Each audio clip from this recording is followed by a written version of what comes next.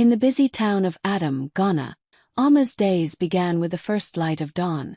She would step barefoot onto the soft, damp soil, breathing in the fresh scent of the earth. This land was more than just a piece of property to her. It was her father's gift, his final blessing before he passed away. He had always said, "Alma, as long as you have this land, you will never go hungry." Those words lived in her heart every single day. The plot stretched wide, rich with dark, fertile soil that could grow anything: maize, cassava, yams. Alma worked it with care, her hands rough from years of planting and harvesting, yet each crop felt like a miracle. Neighbors often admired how healthy her produce was, and Alma would smile, knowing it wasn't just skill, it was love. She treated the land like family. Life wasn't easy, but Alma was proud. The money she earned from selling her crops paid for her needs, and even helped neighbors when they were short. Every time she saw the green shoots push through the soil, she felt her father's spirit beside her. Sometimes in the evenings, she would sit under the big mango tree at the edge of the farm, watching the sun set over the fields. The land wasn't just her livelihood. It was her peace, her pride, and the one piece of her father she could still hold on to. She never imagined anyone could take that away. One rainy morning, Alma woke up feeling strange. Her body was heavy, her head pounded, and every step felt like her legs were made of stone. She thought it was just exhaustion from working too hard on the farm, but the fever rose quickly, and soon she could barely speak. A neighbor rushed her to the hospital in town. The doctors said it was serious and she needed to stay there. Days turned into weeks as Alma lay in the white, cold hospital bed, drifting in and out of sleep, fighting to get better. While Alma battled for her life, her older brother Kwame visited a few times. He would stand by her bed, looking at her with a strange mix of pity and impatience. She thought he was just worried about her health, but something else was brewing in his mind. Without telling her, Kwame met with a wealthy developer who had been eyeing Alma's land for months. They shook hands in a quiet office, signing papers that would change Alma's life forever. The price was good, very good, but instead of thinking of Alma, Kwame thought only of himself. The money went straight into his pocket. Back in the hospital, Alma had no idea what was happening. She dreamed of her farm, of planting again, of feeling the warm earth between her fingers. She kept telling herself she'd recover soon and return to her fields. By the time the doctors finally said she could go home, Alma was thinner, weaker, but hopeful. She imagined walking back to her land, smelling the fresh crops and hearing the birds sing in the mango tree. What she didn't know was that her land, her father's gift, her life's work, was already gone. And the person who had taken it wasn't a stranger. It was her own blood. Alma's heart raced as she walked the dusty road toward her farm. The sun was bright, and the smell of wet soil filled the air after the morning rain. She felt tired from the long walk, but the thought of seeing her land again gave her strength. She imagined rows of green plants swaying in the breeze, the mango tree standing tall, and the quiet peace she had missed so much. But when she turned the corner, her smile froze. The sound of roaring engines hit her ears first. Then she saw them, huge yellow bulldozers tearing through the earth. The neat rows of crops she had planted months ago were gone, replaced by piles of dirt. Men in hard hats shouted orders while trucks rumbled in and out. It felt like the ground under her feet had disappeared. Alma stumbled forward, waving her hands. "Stop! This is my land," she cried, her voice shaking. Some of the workers glanced at her, then quickly looked away. One of them muttered, "Talk to the boss. We're just doing our job." Confused and panicking, she turned to her neighbors. They stood at the edge of the road, watching quietly. Finally, an old woman stepped forward, her eyes full of sadness. "Alma, your brother Kwame, he sold the land while you were in the hospital." The words hit Alma like a slap. No, he wouldn't." But the woman nodded. "We saw him sign the papers. The buyer paid him. It's done." Alma felt her knees weaken. She remembered the days Kwame came to the hospital, standing by her bed. She had trusted him completely, never imagining he could do something like this. Her chest tightened as anger and heartbreak mixed inside her. She looked back at the bulldozers chewing through her father's soil and realized that the place she had poured her sweat and love into was no longer hers. It wasn't just the land that was stolen, it was her father's legacy, her pride, her security. And the thief wasn't a stranger. It was the brother she had once believed would protect her. Amma didn't even wait for the morning sun to fully rise. Her anger was burning too hot. She marched down the road toward Kwame's house, her slippers kicking up dust with every furious step. Her hands shook, not from weakness this time but from rage. She didn't bother knocking. She pushed the door open so hard it banged against the wall. Kwame was sitting at the table, eating breakfast like it was just another peaceful day. He looked up, startled, then frowned. "Amma, what's wrong with you? What's wrong with me?" Her voice trembled, but it was sharp enough to cut. "You sold my land. While I was lying in a hospital bed fighting for my life, you sold the only thing our father left me." Kwame sighed and set his spoon down, as if she were just being dramatic. "Amma, calm down. You were too sick to take care of it. I did what I had to do. You had to betray me. You had to steal from your own sister." She shot back, tears already stinging her eyes. Kwame leaned back in his chair, his face cold. "Look, that land was just sitting there. A developer offered good money. I used it for the family's good. You wouldn't have been able to manage it anymore. For the family's good." Amma's voice cracked. "You mean for your good? You pocketed the money, Kwame. Do you think I don't know? The neighbors saw everything." He stood up, towering over her. "Don't come into my house accusing me. You should be grateful I made sure it went to someone who could actually use it."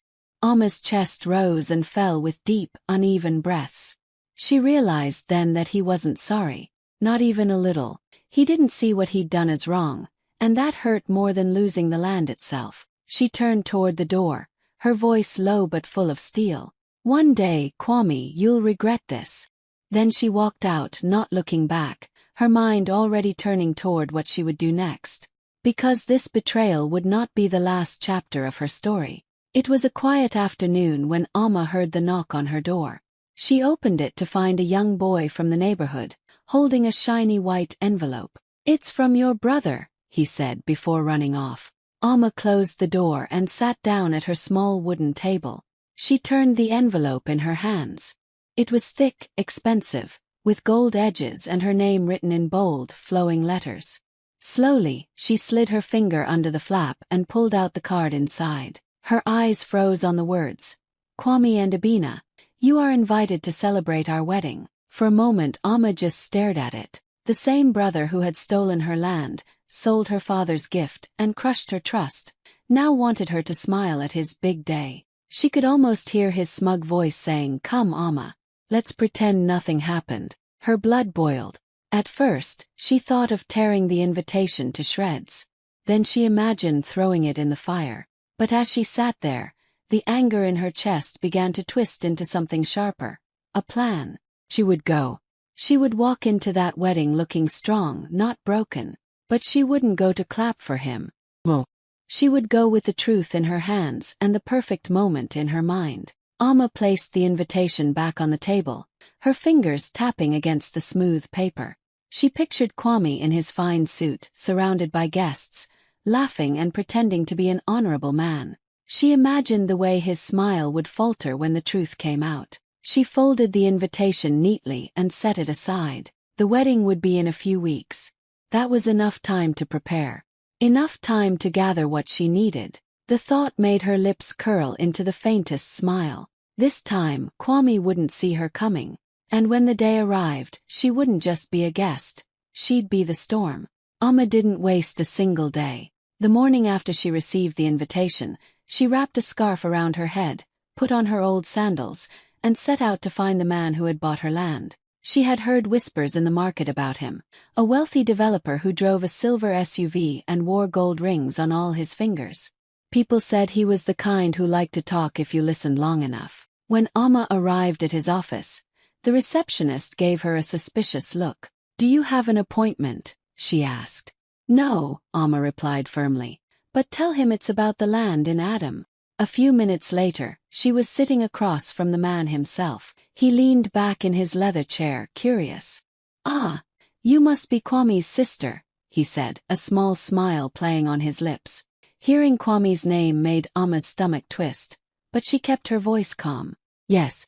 I just want to understand the sale. The man chuckled and opened a folder on his desk.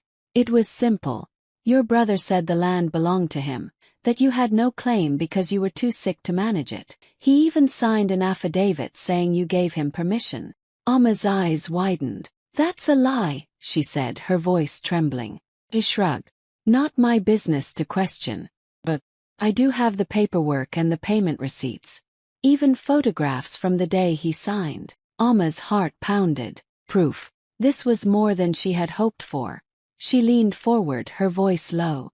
Can I have copies? The man studied her for a moment, then smirked. For a small fee, why not? By the time Amma left, she had a thick envelope tucked under her arm. Inside were copies of the signed documents, photos of Kwame shaking hands with him, and bank statements showing the payment. Walking home, Amma felt a strange mix of sadness and satisfaction. Sadness because seeing Kwame's betrayal in black and white made it more real than ever. Satisfaction because now she held the truth, solid, undeniable truth. She glanced up at the sky, the late afternoon sun glowing red. In her mind, she could already hear the wedding music, see the decorated hall, and imagine the silence that would fall when her moment came. The storm was almost ready. The wedding day dawned bright and warm, the kind of day people called perfect for celebration.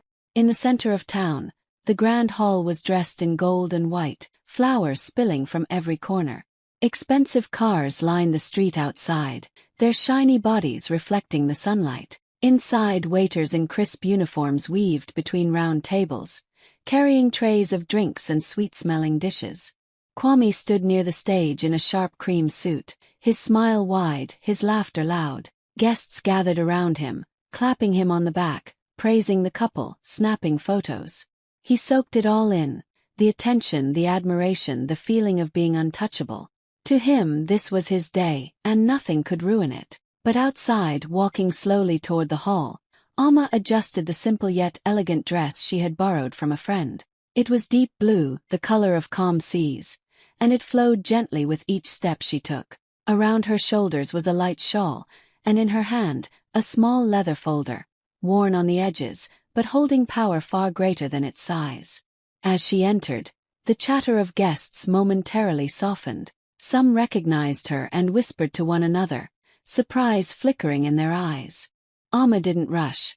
She moved with quiet grace, scanning the room until her eyes landed on Kwame. For a brief moment, she let herself remember the brother she used to trust, the boy who once shared mangoes with her under their father's tree.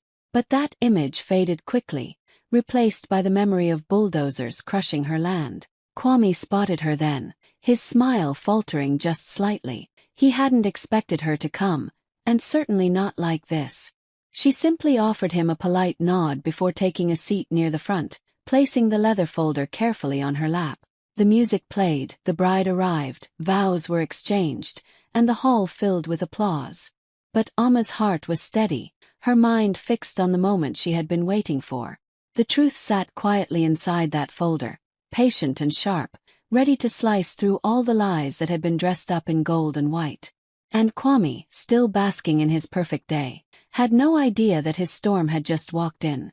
The toasts began with laughter and clinking glasses. Friends and family stood up one after another, sharing sweet memories and wishing the couple a happy future. Kwame leaned back in his chair, his arm draped around his bride, grinning proudly at every word. When it seemed the speeches were over, Amma rose slowly from her seat. The room went quieter. A few people turned to look at her, curious. "May I say something?" she asked, her voice polite but steady. The master of ceremonies hesitated, then handed her the microphone. Kwame's smile tightened. "Amma, maybe now is not." She didn't let him finish. "I won't take much time," she said, turning to face the guests. "I came here today, not just as the groom's sister, but as someone who has seen the truth behind this celebration." Her voice was calm, but it carried across the hall. "A few months ago, while I lay in a hospital bed fighting for my life, my brother sold my only piece of land, the land our father left me. He did not ask. He did not tell me. He took the money for himself and signed papers claiming I gave permission. That was a lie. A ripple of murmurs spread through the crowd. Kwame shifted uncomfortably, his hand tightening around his wine glass. Amma reached for the leather folder she had placed on the table. From it, she pulled out a stack of documents and photos. "These," she said, "are the signed sale papers, the bank statements, and photographs of the day he made the deal." She nodded toward the projection screen behind her. An assistant she had spoken to earlier switched on the display, and the images appeared for all to see. Kwame shaking hands with the developer, the large payment recorded in his account, the affidavit he had signed. Gasps filled the hall. Some guests covered their mouths. Others turned to stare at the groom in shock. Amma lowered the microphone slightly, her eyes never leaving Kwame. "Family should protect each other. But today, I want you all to see the kind of man standing before you in that suit." She handed the microphone back, her hands steady. The room was frozen, every eye now on Kwame, his perfect day cracking apart in front of him. The hall was silent for a heartbeat after Amma's words, the kind of silence that feels heavy in the air. Then came the gasps, sharp, shocked and loud. Whispers rippled through the guests like a sudden wave. People leaned toward each other, repeating what they had just heard, their eyes darting between Amma and Kwame. The bride's parents were the first to stand. Her father's face was red with anger, his jaw tight. "Is this true?" he demanded, glaring at Kwame. The bride's mother shook her head, clutching her daughter's arm. Kwame tried to speak, but the words tangled in his throat. It's not like that," he stammered, his usual confidence gone. His proud smile had vanished, replaced with a thin sheen of sweat on his forehead. The bride turned to him, her face pale. "You lied to your own sister. You stole from her." Her voice trembled, not with shyness, but with hurt and disbelief. Kwame reached for her hand, but she pulled it away. "If you can betray your own blood, how can I trust you with mine?" she asked, her voice breaking. From the back of the hall, a few guests began gathering their things. One by one, people started walking out, shaking their heads. A wealthy uncle who had been bragging about Kwame's success only an hour ago now avoided his eyes completely. Kwame turned to the crowd, his hands raised in a weak attempt to calm them. "Please, you're misunderstanding," but the large screen still glowed behind him, showing his smiling handshake with the land buyer, the bold bank transfer numbers impossible to deny. The bride's father took his daughter's hand and led her toward the exit. "We will talk about this later," he said firmly, not even glancing at Kwame. The bride didn't look back. Kwame stood frozen, his perfect wedding unraveling in front of him. The music had stopped, the laughter had disappeared. All that was left was the sound of footsteps leaving and the sting of whispers that would follow him long after this day. In the middle of it all, Amma sat quietly, watching. She didn't need to shout anymore. The truth was already louder than anything she could say. Amma rose from her seat while the room was still buzzing with shock. She didn't rush or look back. She simply picked up her leather folder, draped her shawl over her shoulders, and walked toward the door. The eyes of those still seated followed her, but she kept her head high, each step steady and unhurried. She had come to deliver the truth, and she had done exactly that. Outside, the evening air felt cool against her skin. The sound of the chaos inside grew faint behind her, replaced by the quiet hum of the street. She took a deep breath, feeling the weight she had carried for weeks finally lift from her chest. It wasn't joy she felt, but a calm, deep satisfaction. Word spread fast. By the next morning, the story of Kwame's betrayal was on everyone's lips. The bride's family had called off the celebrations, and lawyers were already asking questions about the land deal. The documents Amma had revealed weren't just proof, they were the start of a legal investigation that could undo everything Kwame had gained. Kwame's once bright image in the community began to crumble. The man who had walked around town with a proud smile now kept his head low, avoiding the same people who had once praised him. Amma didn't celebrate loudly. She didn't need to. She went back to her small home, her routine, her quiet life. But every so often, she would glance at the mango tree near the road and think of her father's words. Revenge, she realized, didn't always have to roar. Sometimes it could walk in quietly, speak calmly, and leave at the perfect moment, letting the truth do the rest.